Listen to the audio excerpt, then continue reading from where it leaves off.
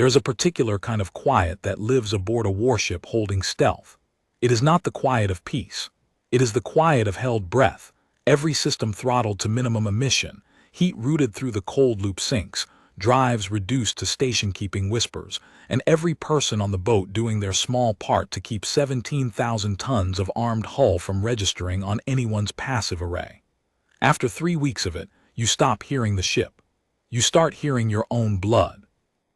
I had been XO of INS Leviathan for 14 months by the time the Varath Concordat sent its high delegation to the Kessren Marker. 14 months of gray corridors and recycled air, and the low hum of a stealth cruiser doing what stealth cruisers do, sitting in the dark, watching. I knew the ship the way I know my own hands. I knew the sound her heat exchangers made when the cold loop was working hard.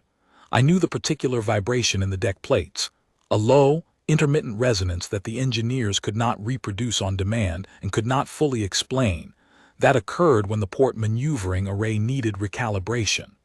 I knew the roster of her crew across 5 departments, their competence, their habits, their specific ways of being under pressure. I knew her captain, Commander Davin Orel, well enough to read his jaw when orders came down that he wanted no part of but intended to follow exactly. When Fleet Admiralty issued the Kessren tasking, Orel's jaw did the thing. The order was elegant in its simplicity and brutal in its implication. The Varath High Delegation, 7 vessels of the Concordat's ecclesiastical fleet, carrying the archspeakers and their ritual guard, would arrive at the Kessren Marker on the 14th day of the transit cycle.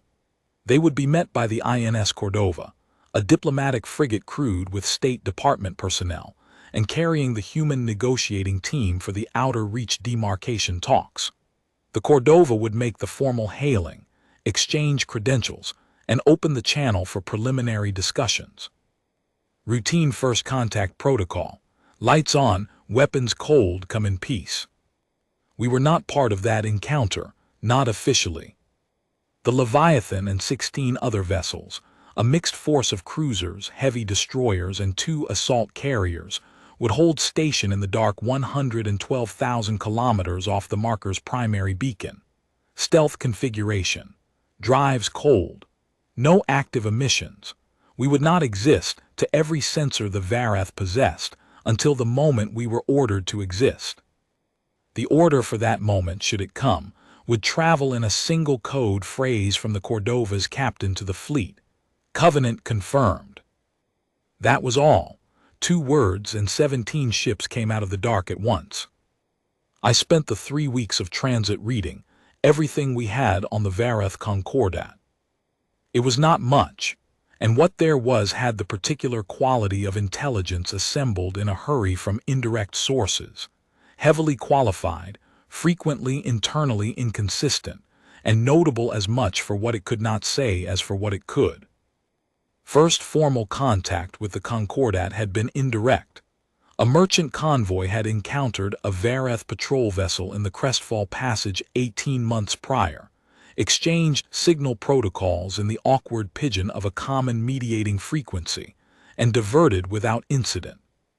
The Varath had filed what our analysts interpreted as a border incident report with what appeared to be a broader multi-species governance body. A body the analysts had named the Concordat Council, though the Varath called it something unpronounceable in their formal register that translated loosely and probably inaccurately to the Assembly of Righteous Stars. Between Crestfall and the Kessren assignment, we had gathered additional intelligence through channels I was not fully briefed on, and what that intelligence had produced was filed in the tasking package under the heading Cultural and Strategic Assessment, Varath Concordat, Preliminary. I read it 3 times during transit. I read it a 4th time after Kessren, for entirely different reasons. They were large.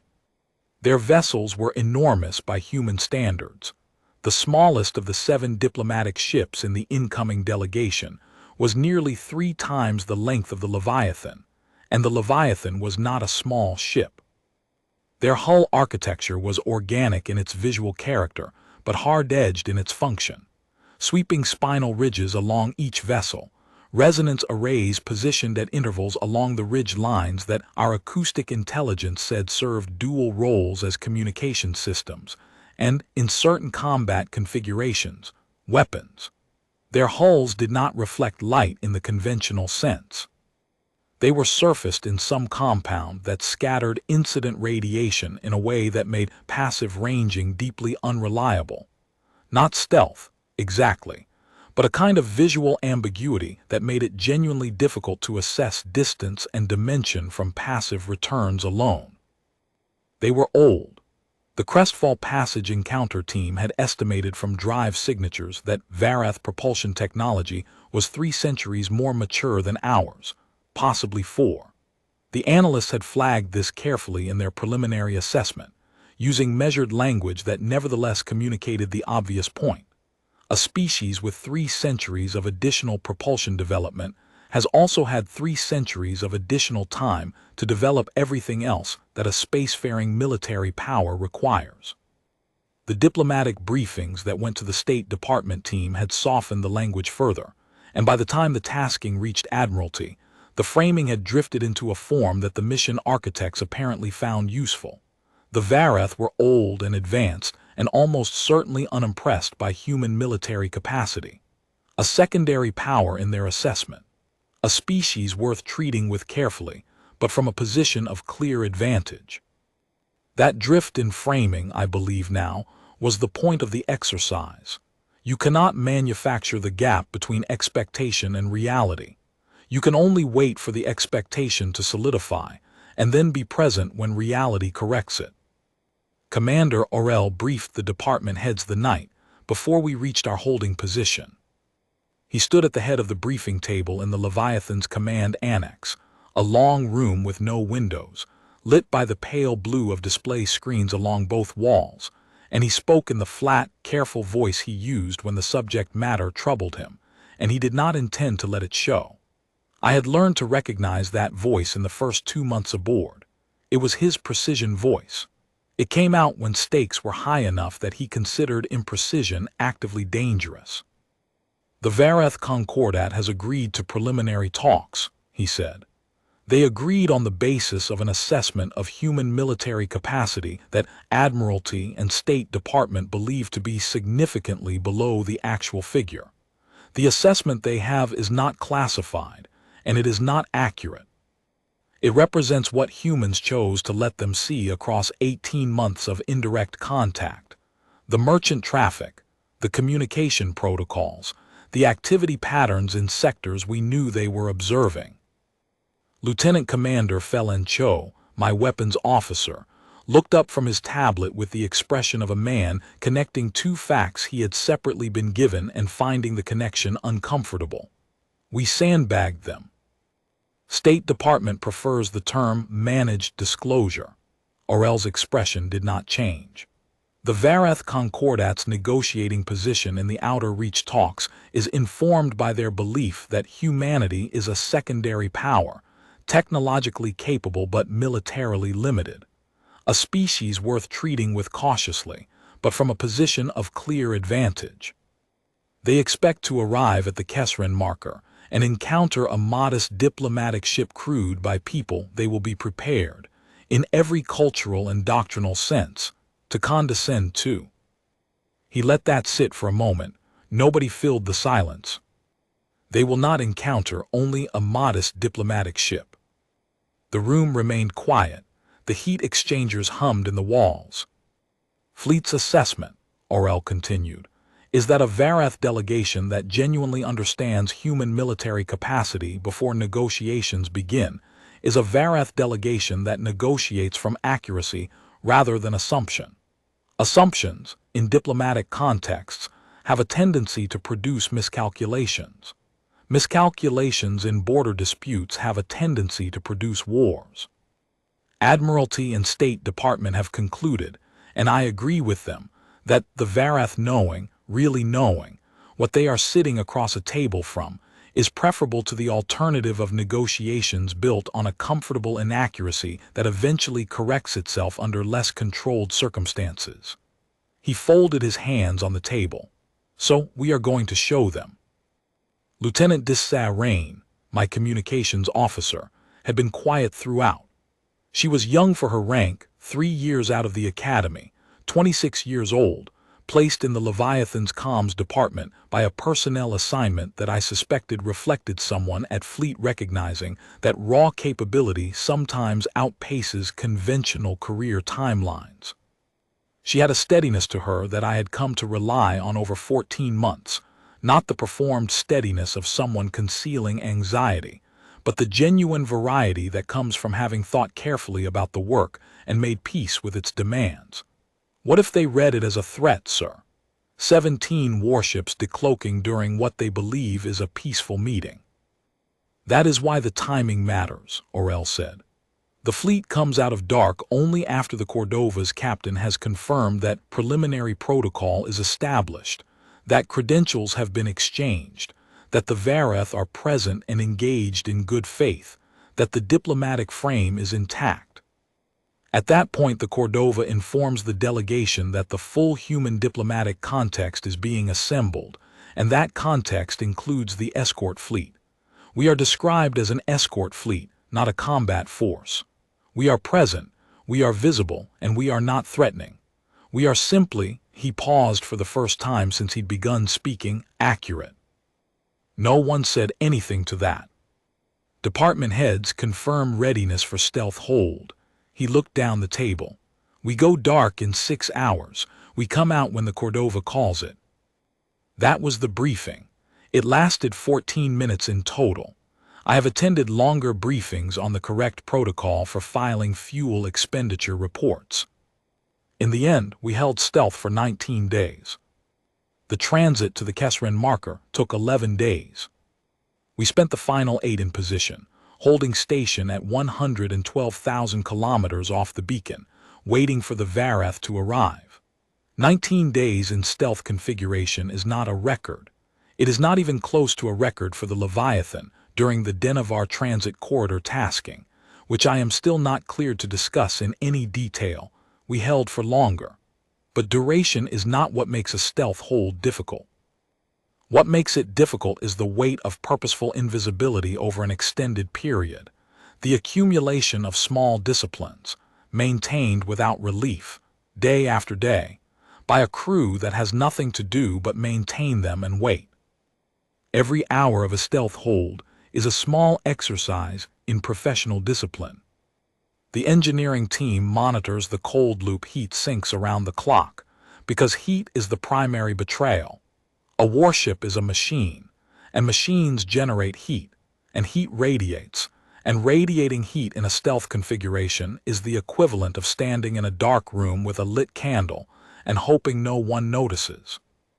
The sensor team runs the passive array continuously, watching the space around the ship for any indication that they have been detected, because the first sign of detection is almost always also the last sign, in that you don't get a second warning and a chance to reevaluate.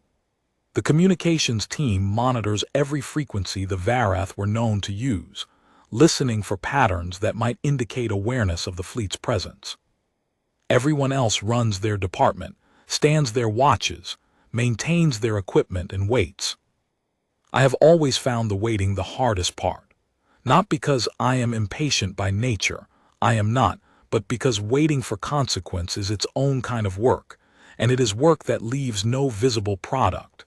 You stand your watch and you do your job, and at the end of it the situation is unchanged, and you do it again.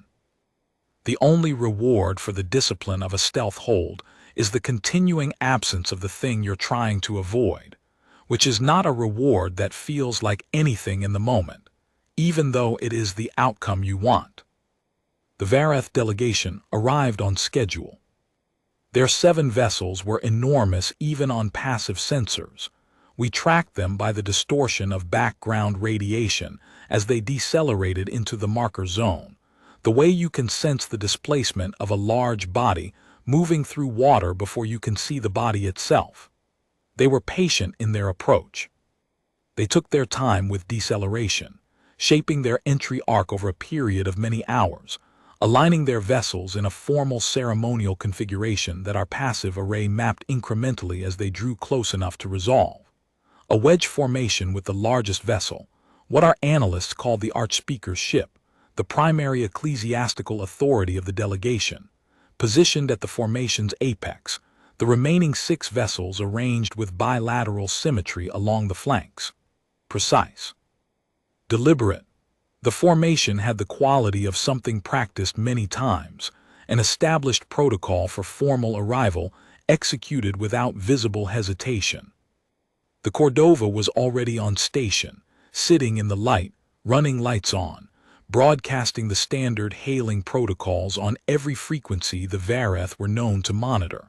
From where the Leviathan held, 112,000 kilometers back in dark, I watched the encounter on the passive display.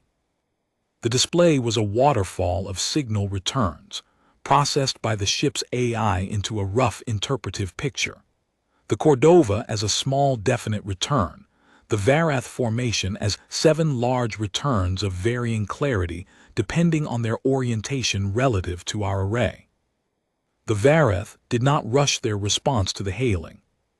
They matched the Cordova's deceleration profile at 200,000 kilometers distance and held there for what my watch clock registered as 4 hours and 11 minutes.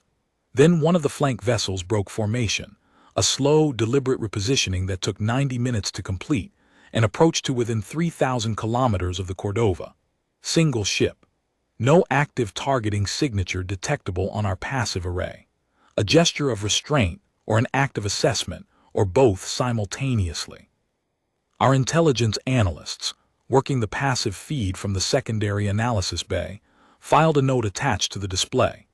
The Varath flank vessel's approach configuration was consistent with a formal delegation of representative posture in Varath diplomatic protocol. The ecclesiastical hierarchy did not permit the Archspeaker to approach directly in the opening phase, but required the approach to be made by a designated subordinate while the principal formation held. The subordinate vessel would conduct the initial credential exchange and return its assessment to the formation before any further movement. The analysts estimated the process would take between 6 and 30 hours, depending on how many rounds of internal consultation the Varath Council required before authorizing the next step. It took 22 hours. I sat in my chair on the Leviathan's command deck through most of those hours, watching the passive display and thinking about patience. The Varath had an institutional patience that was not quite like any human analog I could name. It was not the patience of a confident predator. There was nothing predatory in the slow formal approach, the extended holds, the deliberate repositioning of a single subordinate vessel rather than any movement of the full formation. It was more like the patience of something very old that had learned, across enough time to make the lesson permanent, that haste was expensive, that the cost of moving too fast was borne later in ways that were difficult to predict and impossible to fully recover from. So you moved carefully, you consulted, you checked the record, you checked it again. I found that I respected it. Respect was not what I had expected to feel, watching ships that were 3 times the length of mine sit at 200,000 kilometers and wait 22 hours to complete a formal greeting protocol. I had expected to feel the particular professional impatience of a military officer accustomed to faster decision cycles. Instead, I felt something closer to the recognition you have when you watch someone else do the difficult thing well, not the way you would do it, but competently and deliberately, in a way that reflects a different but not lesser set of values about what the work requires. Lieutenant Commander Cho found me in the mess at the 17-hour mark, which was somewhere past midnight by ship time, getting my 3rd cup of coffee. "Sir," he said, with the careful neutrality of a weapons officer who is about to say something that is not strictly within his department's brief, "I've been running projections on what the Varath passive array is capable of. And their array is better than ours, significantly. If we were running our passive array in their position, we would already have detected the heat signature from our cold loop discharge. Not clearly, it would be ambiguous, but we'd have flagged it for investigation." He poured coffee for himself, which told me he was treating this as a conversation rather than a formal report. Their array almost certainly has the same capability, which means they have probably already detected something that could be us. They're just not reacting to it. I thought about that. Or they've assessed the return as ambient noise and dismissed it. Possible, Cho said, but their passive array technology leads ours by a substantial margin. They probably know the difference between ambient noise and the heat signature of 17 cold-loop sinks maintaining stealth at close range. If they know the difference, they've made a decision not to react to it, which is its own kind of information. I sipped my coffee and thought about what that kind of information meant. A species that detects 17 warships sitting in the dark behind a diplomatic meeting and decides, institutionally, not to react to that detection, because reacting would require departing from a formal diplomatic protocol that has not yet progressed to the point where a formal reaction is appropriate. That is a species with a very particular relationship between intelligence and procedure. The intelligence serves the procedure. The procedure holds even when the intelligence is alarming. Thank you, Cho, I said. Log the projection in the duty record and go get some sleep.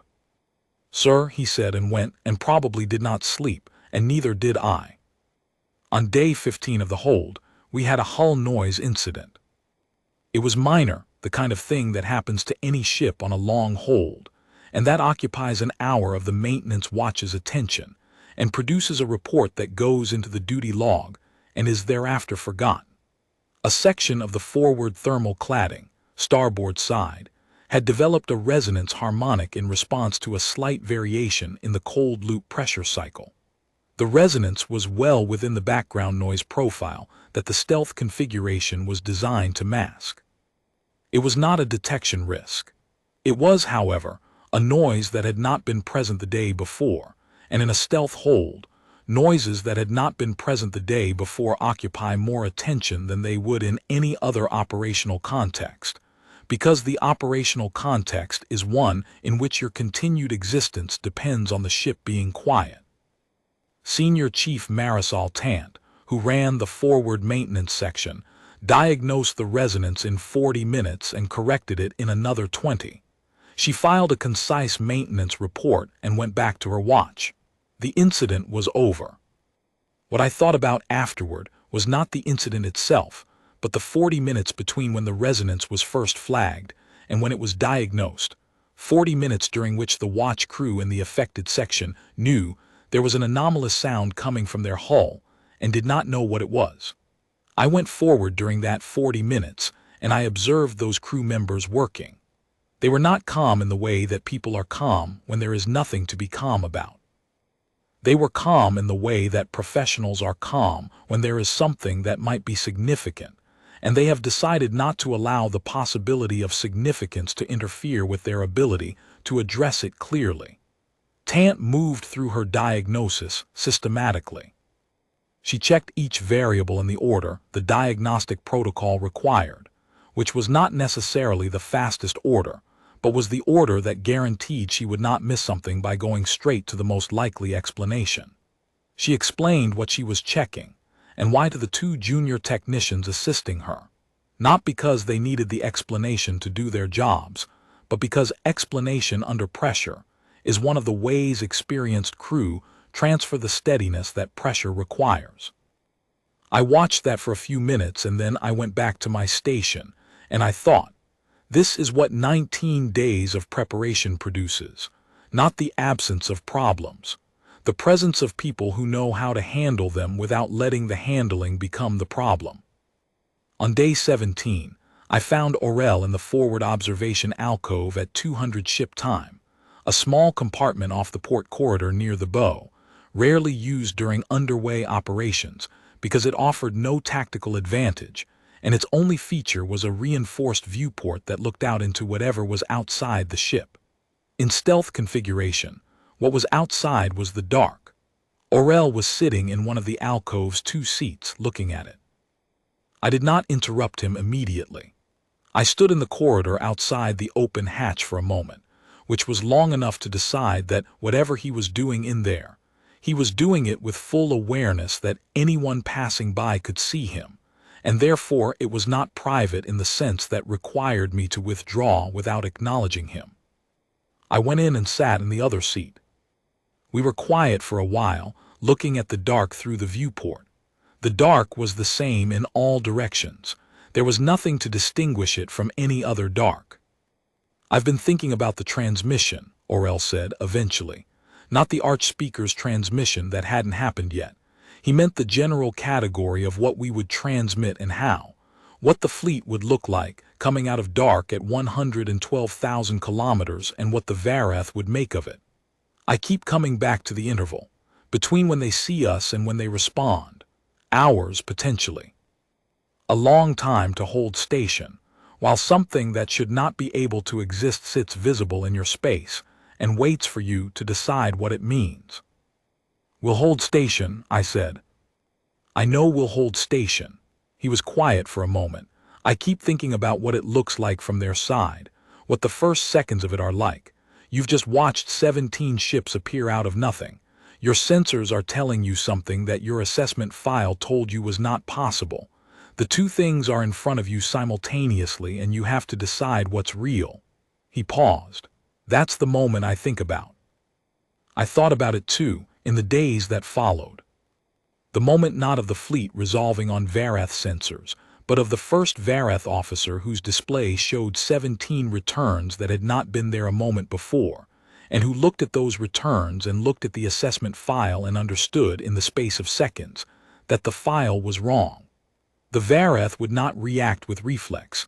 I had already come to that conclusion. They would react with process.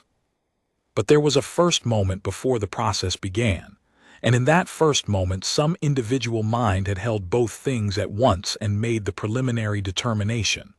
This is real, the file is wrong, the council must be assembled. That individual, whoever they were in the Varath ecclesiastical hierarchy, had done the hard thing. They had looked at the evidence and chosen it over the file. And then they had followed procedure, because procedure was what came next, and procedure was what produced the outcome. The deliberation, the request for accurate information, the decision to proceed from accuracy rather than assumption. The dark outside the viewport was the same in all directions, everywhere patient. "It'll hold," I said to Orel. "They'll see us, and they'll do what they do, and it'll hold." He looked at the dark for another moment. "Yes," he said, "I believe it will." We sat there for a while longer, and then we both went back to our stations, and the hold continued. The credential exchange completed on day 19 of the hold. Haverson, the Cordova's captain, transmitted the code phrase to the fleet at 3:47 ship time. "Covenant confirmed." Dissarain's voice on the command deck was very level. "Captain, Cordova transmits. Covenant confirmed. Authentication verified." Orel was already in the command chair. He had been there since midnight, 9 hours of the watch, which was beyond any formal requirement and entirely consistent with his character. He looked at the display for a moment. One last moment of the dark. Then he looked at me. "XO, bring us up." The Leviathan came out of stealth the way all stealth systems resolve. Not gracefully, not dramatically, but with a kind of physical decisiveness that I have always found honest. The cold loop vents discharged their accumulated thermal load in a controlled sequence. The heat signature spiked. The drives came out of minimum power station keeping into something approaching their rated output. The active sensor suite lit off, broadcasting outward after 19 days of passive-only operation. The hull's stealth coating shifted state, from its absorption configuration to standard, no longer attempting to make the ship less visible, simply being what the ship was. In 40 seconds, a ship that had not existed became a ship that weighed 17,000 tons. 16 other ships did the same. I watched them resolve on the tactical display, one by one, the way a landscape becomes visible as fog burns off not at once, but in a rolling sequence that fleet had choreographed in advance. The assault carriers resolved first at the outer edge of the formation, their mass appearing on the display like the pillars of a gate. The heavy destroyers came next, 4 of them, filling the middle structure.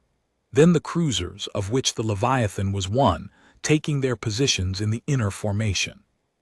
Then the remaining destroyers, and the formation was complete.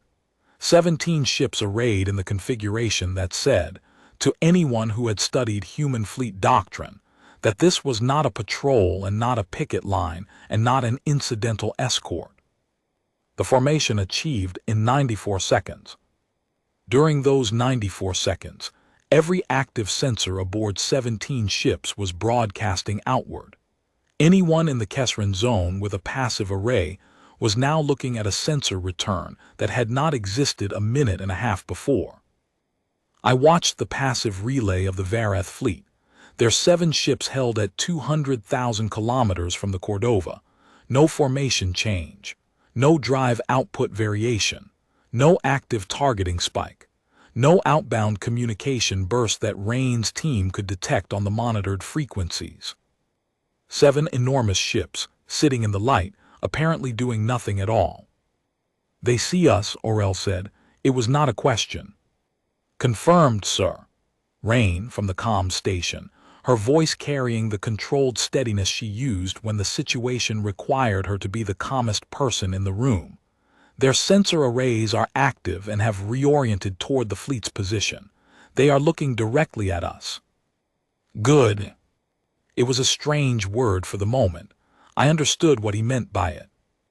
The Cordova, following the established protocol, opened a channel to the Varath diplomatic contact and began what Haverson later described in his after-action report as a prepared contextual briefing on the full scope of the human diplomatic delegation, of which the escort fleet is a component part.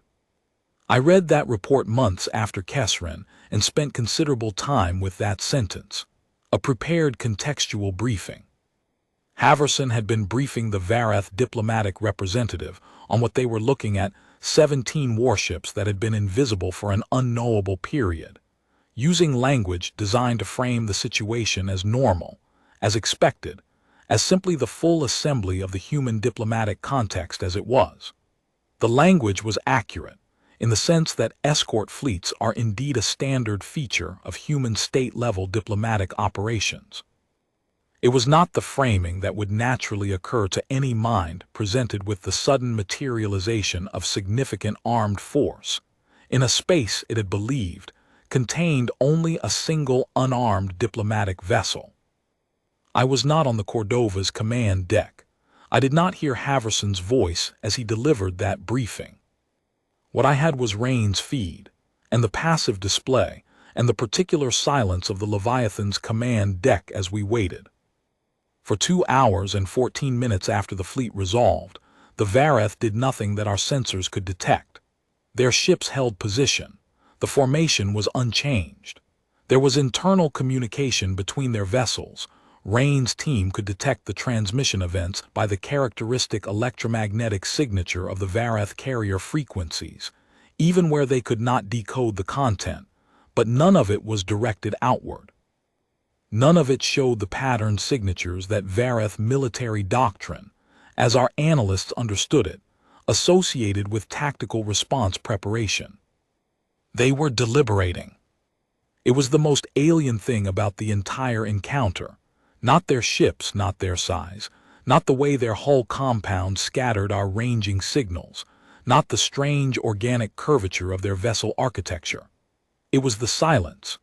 2 hours and 14 minutes of silence while 17 human warships sat at visible range and waited for a response. A human military command presented with 17 foreign warships materializing without warning in a diplomatic context would have had some response in seconds, some response, even if that response was only a hard demand for identification and intent. The Varath had a response. I was certain of it. They simply did not issue that response until the appropriate ecclesiastical body had been formally assembled. The question had been formally presented. The deliberation had run its full course. The determination had been formally reached, and the authority to transmit had been formally delegated to the appropriate representative. The gap between question and answer was not hesitation. It was process. During those 2 hours, the Leviathan held station, and I did what XOs do in a waiting period. I walked the ship. Not a formal inspection. The timing was wrong for that, and the crew did not need the additional pressure of a department head walking their spaces with a clipboard while the Varath were deliberating 200,000 kilometers away. It was the other kind of walking, the kind that XOs develop either as a habit of good leadership or as a coping mechanism for the inability to do anything useful in a situation defined by waiting. Probably both, in my case. Chief Petty Officer Nalan Vek was at his station in the sensor bay, running the passive array with the focused attention he brought to any task he considered significant. Vek had 17 years of fleet service, and a face that had settled into an expression of permanent, moderate skepticism that I had come to read as his baseline professional state, distinct from the sharper skepticism he reserved for information he did not trust, and the blank absence of expression that meant something had genuinely surprised him. He was in baseline mode. I took that as a good sign. How are they reading Vek? 7 ships holding position, no tactical signatures. He did not look up from the array. If they've changed their formation geometry by more than 1/10 of a degree since they resolved, I haven't caught it. Active array. Theirs is running. Ours is running. We're looking at each other. He paused. They've got better gear than us, sir.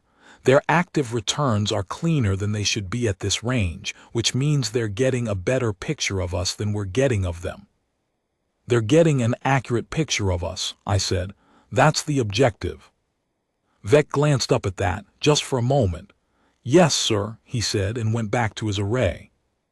I stopped at engineering next.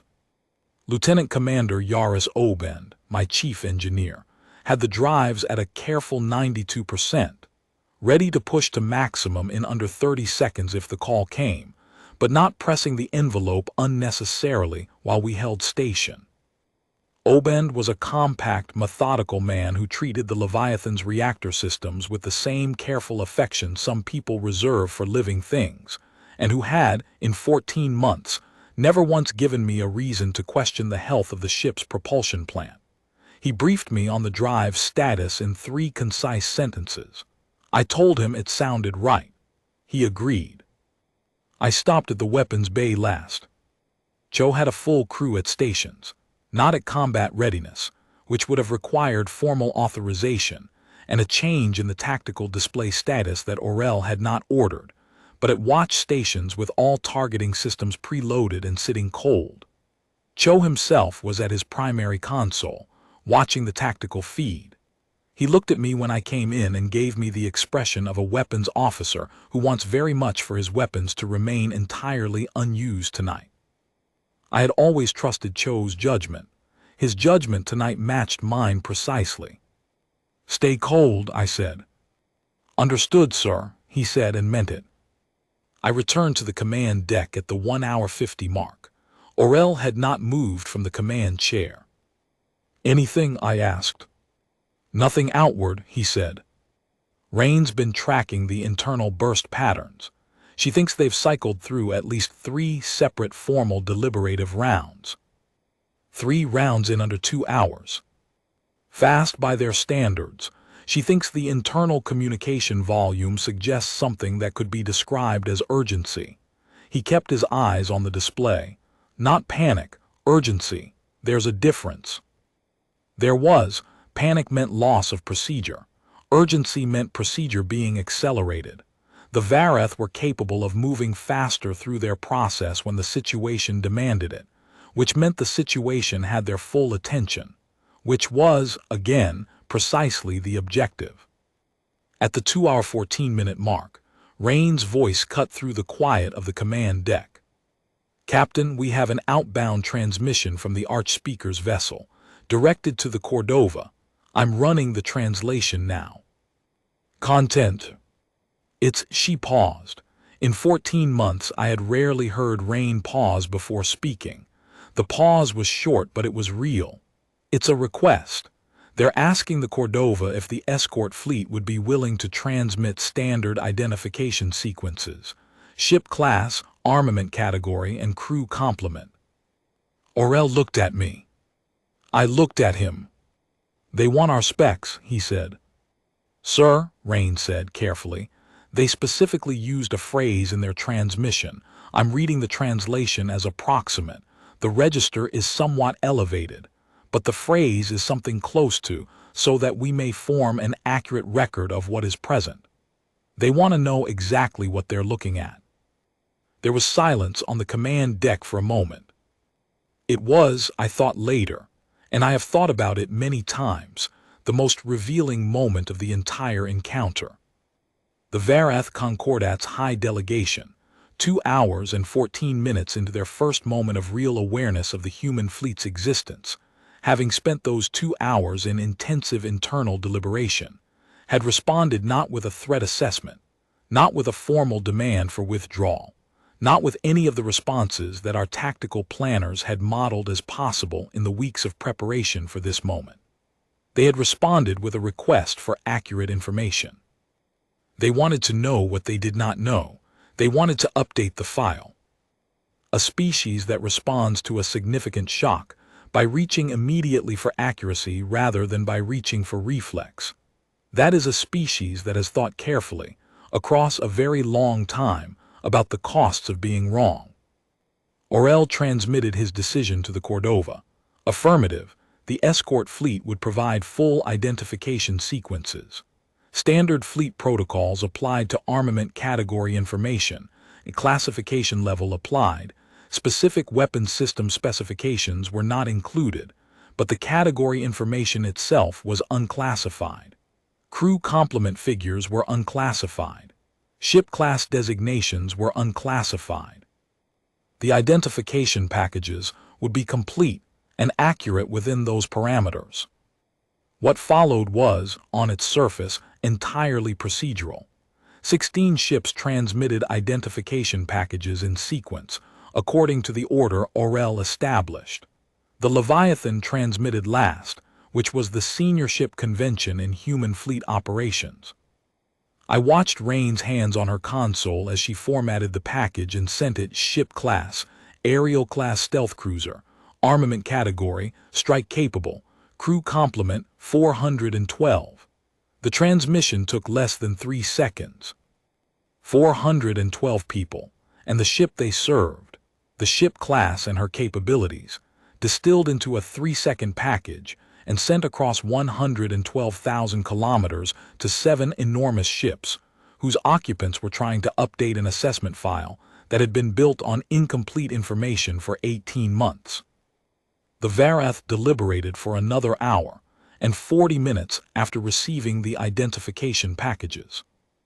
Rain's team tracked 8 separate internal communication bursts during that period, the longest single burst lasting 22 minutes, which she assessed as consistent in duration and pattern signature, with a full formal assembly of the Concordat's senior ecclesiastical council rather than a lower-level consultation process. Whatever was being decided, it was being decided at the highest level of Varath institutional authority, not a tactical officer making a field decision. The equivalent of a cabinet session. I spent that hour and 40 minutes at my station, watching the display and thinking about what the Varath were looking at. They had encountered humanity at the Crestfall Passage 18 months earlier. In that encounter, they had seen a merchant convoy, civilian vessels, modest drives, no military configuration, the profile of any emerging spacefaring species with commercial interests and limited force projection.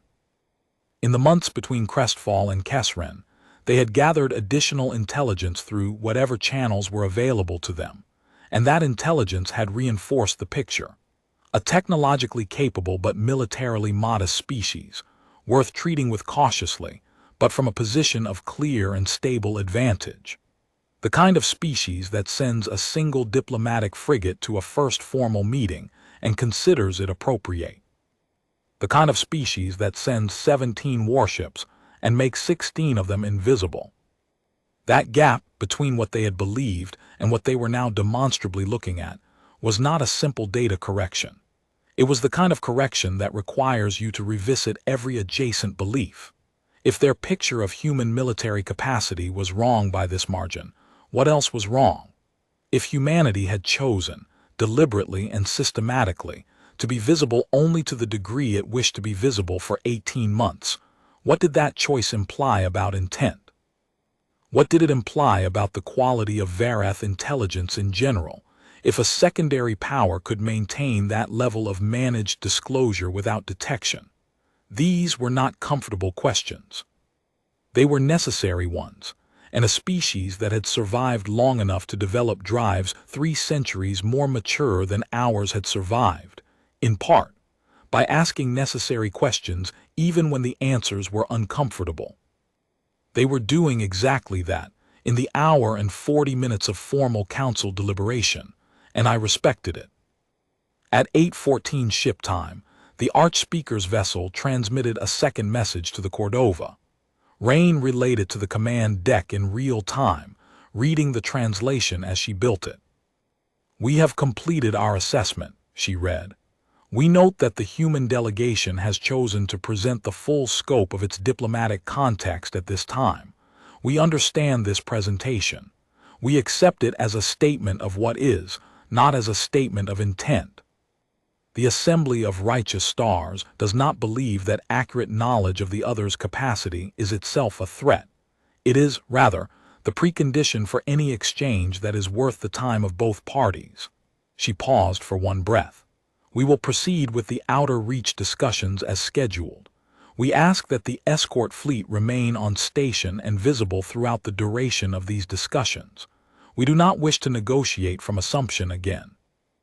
Aurel read the translation twice on his own display after Rain finished. He did not speak for a time. "We do not wish to negotiate from assumption again," he said quietly finally. "They know exactly what just happened." "Yes, sir." "Log it, Rain, full text time-stamped." "Logged, sir."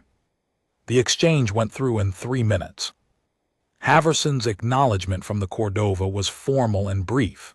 The escort fleet would remain on station, visible, throughout the duration of the discussions.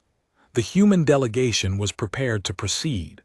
Aurel transmitted his own acknowledgement to the fleet. Hold station, standard watch rotations, no change in posture. What I felt in that moment is difficult to describe precisely, and I have tried several times in the years since Kessren and have not found language that fully carries it. It was not satisfaction, though satisfaction was part of it. It was not pride, though that was part of it too. It was not relief, though the absence of the various worst-case outcomes that our tactical planners had modeled in the preparation weeks was certainly registering somewhere in my nervous system. It was something quieter than any of those things. The feeling of a weight settling into the position it was always going to occupy, after a long time of not being quite certain where that position was. Not a victory, a beginning with the terms set accurately. The Varath discussions lasted 11 days. The Leviathan's role during those 11 days was unchanged from what it had been in the dark, except that we were now in the light, present and visible, holding station at 112,000 kilometers, while the people whose expertise was talks did the talking. The ship ran her normal underway watches. The crew ate and slept and stood their stations with the particular relief of people who have been at sustained heightened readiness and have been told, officially, that the immediate tension is resolved and they can go back to being professional without also being braced for the worst. I ran a full ship's inspection on day 2 of the discussions, the first proper one in 3 weeks, and found what you always find after an extended stealth hold. Minor deferred maintenance that the technicians had been managing rather than resolving. A few crew members who had been carrying fatigue on the rotation schedule and needed to be told directly that rest was a readiness requirement and not a personal preference. And a ship that was in materially better condition than any excuse she had for it given what she'd been asked to do. She had performed. She had been what the tasking required her to be. Every 6 hours I received a brief summary from the Cordova on the status of the discussions. The summaries were spare and carefully formatted, discussions proceeding as scheduled, technical working groups established for boundary demarcation methodology. Concordat delegation requests 18-hour recess, citing council consultation requirement, resumed on schedule. I read each one and logged it and did not attempt to read between the lines. The talks were being conducted by people whose expertise was talks, and my expertise was the ship, and the ship was holding station cleanly, and that was the right division of labor.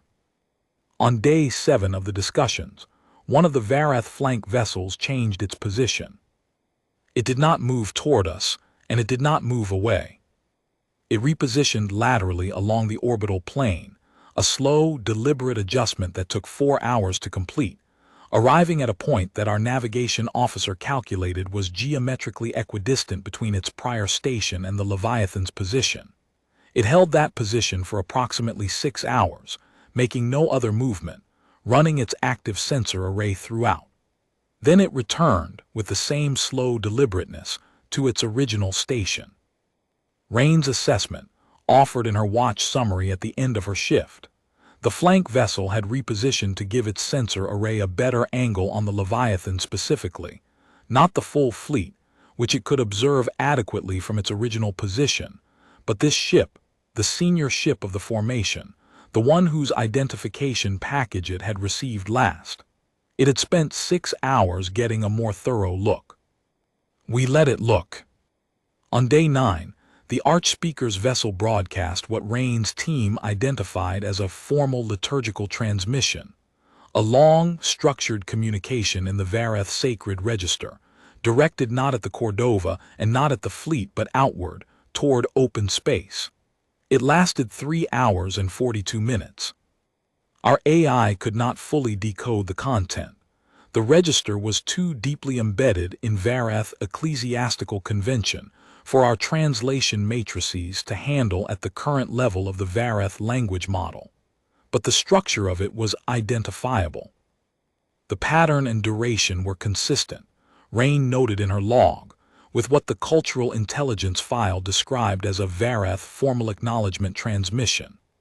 The kind of communication made, in Varath institutional practice, when something had occurred that required the formal record to be updated, and the relevant ecclesiastical authority to be formally notified that the record had changed.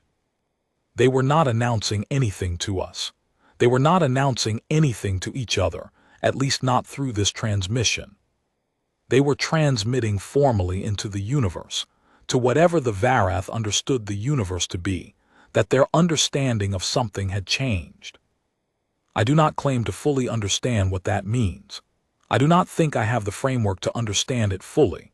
What I have is the observation, and the observation is that a species which responds to a significant update in its knowledge by making a formal transmission into open space to mark that update, that species has a relationship to what it knows that is both deeply foreign to me and, in its essential character, not entirely unlike something I recognize. When something matters, you mark it. The form of the marking differs. The impulse is the same. The discussions concluded on day 11. The formal outcome, a preliminary framework for the outer reach demarcation, subject to ratification by the relevant bodies on both sides, was announced by the Cordova's captain in a brief all-fleet transmission. The fleet acknowledged it in sequence, ship by ship, beginning with the most junior vessel and ending with the Leviathan, the senior ship of the formation. I transmitted our acknowledgement at 11:22 ship time, and then the Cordova began its departure preparations, and the Varath delegation began its own.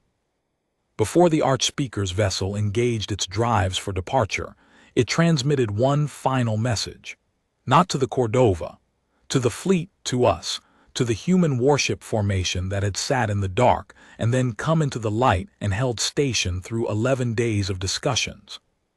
Rain flagged it immediately and relayed it to Aurel's display and mine simultaneously. It was short.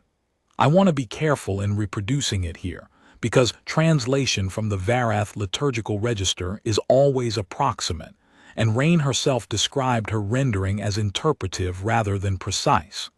With those qualifications noted, the message said something close to this. We do not know what you are entirely. We understand now that we did not know before either. This is not a comfortable knowledge to carry, but it is the correct knowledge, and we would rather carry what is correct than what is comfortable. We will record this encounter in the Assembly's formal memory as the moment our understanding changed, and we will carry that record with the care that changes of this kind deserve. Rain said nothing for a moment after she finished reading it. Then, "Sir." "Log it," Aurel said. "Logged, sir." Then the Archspeaker's vessel lit its drives, and the Varath formation reformed around it with the same precise bilateral symmetry it had held on arrival, and the 7 ships accelerated out of the Kessren zone with the patient deliberateness that characterized everything the Varath did. We tracked them on the passive array for 2 hours after their departure, watching the returns attenuate as the distance grew and the angle became less favorable. And then they were at the edge of our reliable passive range, and then they were beyond it, and the display held nothing but the ambient returns of the Kessren Marker and the stars. We held station for 6 hours after their passive return dropped to noise floor. Standard protocol: confirm departure track before beginning your own. Aurel used the time to run the full ship's inspection himself, which was not his normal practice, but which told me something about what he needed to do with the hours. At 1400 ship time, the Leviathan secured from her extended operational configuration and came to standard underway status. The formation achieved its departure heading at 1412. I stood the 1400 watch myself. I don't always, but it felt right that afternoon, and I watched the Kessren Marker's beacon diminish on the aft display as we brought the drives up to transit power. Rain found me near the end of the watch. She was carrying her tablet as she always was, but she was not consulting it. She was looking at the aft display. "Sir," she said, "do you think they'll tell the others, the Assembly of Righteous Stars? Do you think the Concordat will tell the other species what they found here?" I thought about the 3-hour 42-minute transmission into open space, the formal acknowledgement protocol, the record being updated and the relevant authority being formally notified.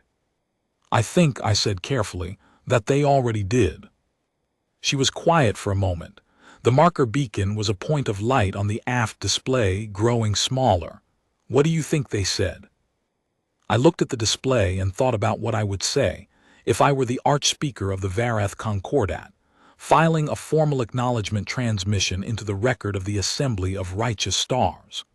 What language would I use for the gap between what we believed and what we found, for the 17 ships that were not there and then were, for the request we made, "Give us accurate information," and the response we received? "I think they said they meant something they hadn't priced in," I said. I think they were careful about how they said it, because they're a careful species, and careful species choose their words for a formal record with more attention than they choose anything else.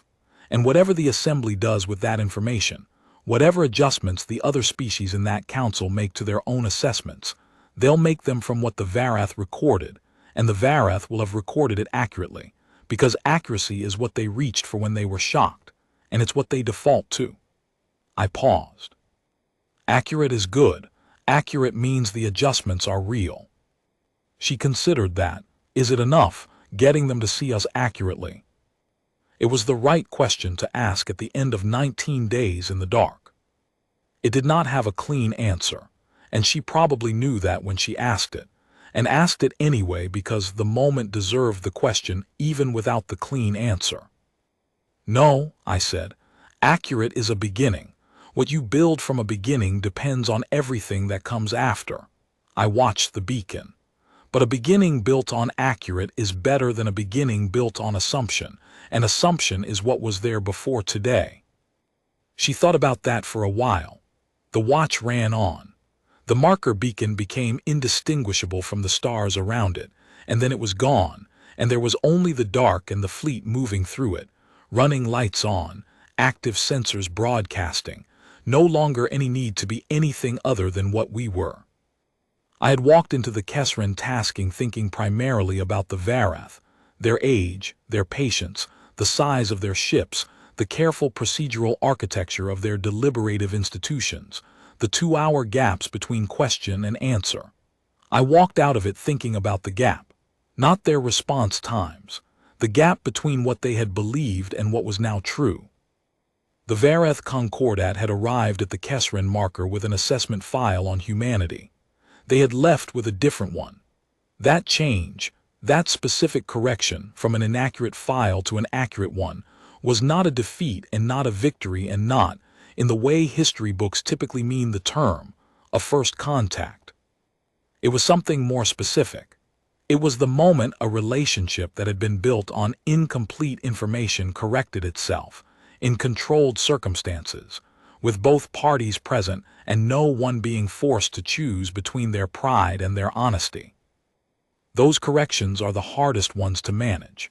They require that you hold the old belief and the new evidence in the same hand, and ask yourself honestly which one to set down. They require a willingness to say, as the Archspeaker's transmission had said, in language Rain had rendered as approximate, and I believed was close enough to the mark, that the discomfort of correct knowledge is preferable to the comfort of the assumption. I have served with humans who could not do that.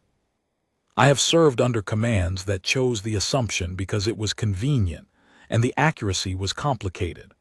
I have seen institutions maintain wrong beliefs long past the point where the evidence against them was clear, because the cost of the correction felt higher than the cost of the error, which is a calculation that works only until the moment it catastrophically does not.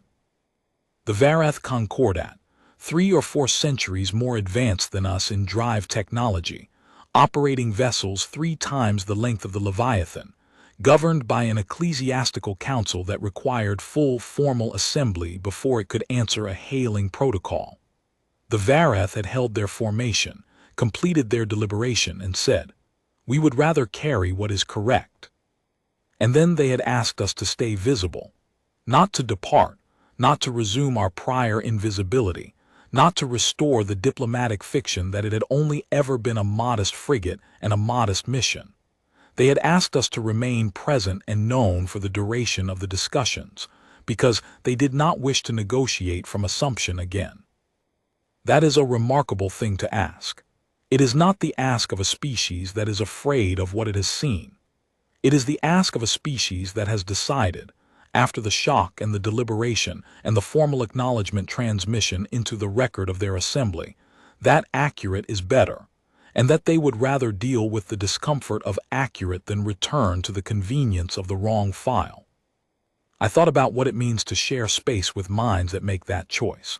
I thought about it on the watch, and I thought about it in the days that followed, the transit home through ordinary space with the fleet running cleanly in formation, and the ship performing at every point the way she was supposed to perform. I thought about what it means to be the species that sits in the dark for 19 days and then comes into the light and waits. What it means to those who see you come out. What it means to both sides when the one who is seen responds by reaching for accuracy rather than reflex. It means something. It does not mean everything. It means something. The Leviathan ran on through the quiet of deep space, 17,000 tons of used and weathered steel, panel lines and weld seams, and the dull gleam of hull plating that had served long enough to show it, and the drives ran clean at transit power, and the watch changed at the proper time, and the stars held their positions with the patience that stars have, which is the only patience that makes ours look small. And I thought about what it means to sit in the dark long enough that coming into the light becomes the only thing that matters. Long enough, then you come out. You come out when the moment is right, and not before.